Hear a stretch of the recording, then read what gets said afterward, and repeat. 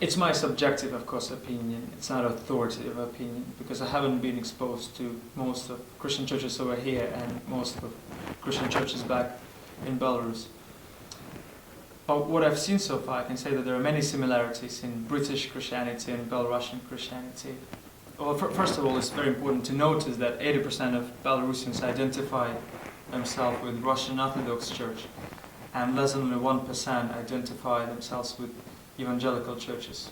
So what I've seen in Belarus and what I've seen in England is that, and what is similarities, that there are lots of religious practices without little understanding how the gospel of Jesus should influence and affect these religious practices. So I've seen, for example, here that on a Christmas events like carol service and carol singing, many people will show up at the church, but you will never see them again during the year. And it's pretty much the same story back in my country, in Belarus. People will come to church once or twice a year, like just to tick in the box that they've done this thing, but they're not allowing that to affect their life at all. I guess another similarity would be very little understanding of grace.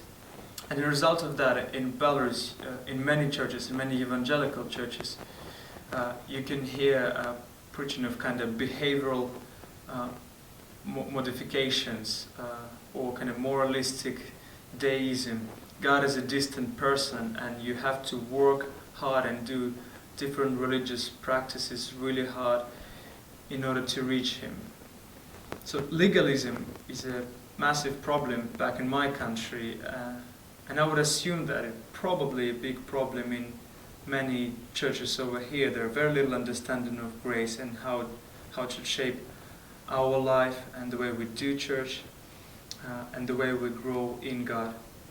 But God is at work in Belarus, and He keeps drawing people to Himself, and I really hope to see many people coming to Jesus in the next years in my country and also here in Great Britain.